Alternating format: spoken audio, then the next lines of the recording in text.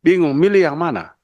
Nah, saya setuju dengan yang terhormat Pak Habib tadi. Ini adalah pilihan politik tadinya.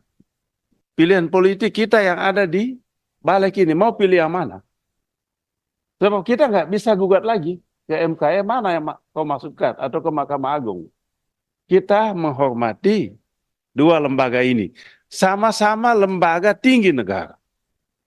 MK juga jangan anggap hebat sekali. Suka-suka bikin undang-undang. Suka-suka bikin aturan. Ambil alih kewenangan kita ini. Buat aturan lagi. Jadi kita tolonglah.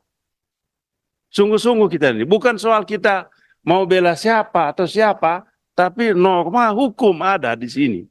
Dan pilihan yang mana? Pilihan politik. Dan itu sah. Ya silakan aja Pak Ketua. Ya. Terima kasih. Setuju ya, merujuk kepada Mahkamah Agung ya. Bentar, Lanjut. pimpinan ini setuju atas apa ini pimpinan? Yang pilihan MK, Mahkamah Agung putusan kan ada 2 putusan pengadilan. Enggak. Fraksi PD sudah kita kasih kesempatan ngomong. Fraksi yang lain kan juga punya kesempatan untuk ngomong, punya hak yang sama. Oke, terus yang diputuskan apa?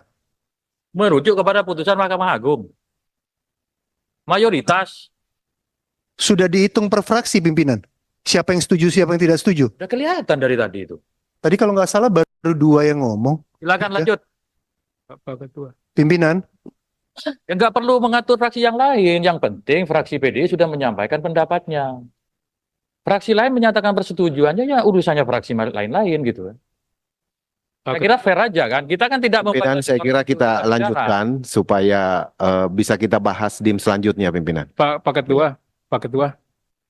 Ya. Bukannya bertanya ini, kami hanya sekedar mengingatkan dan kami juga ingin juga teman-teman kita urung rembuk.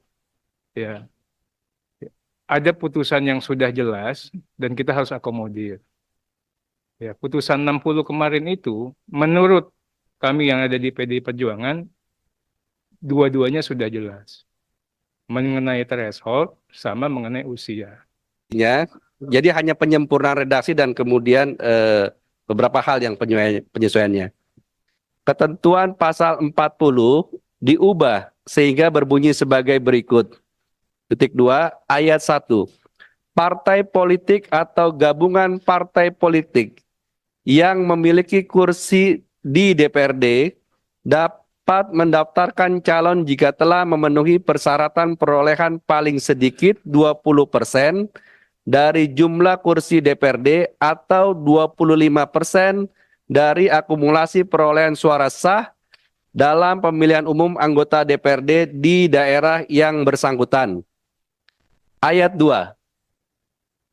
Partai politik atau gabungan partai politik yang tidak memiliki kursi di DPRD provinsi dapat mendaftarkan calon gubernur dan calon wakil gubernur dengan ketentuan titik 2.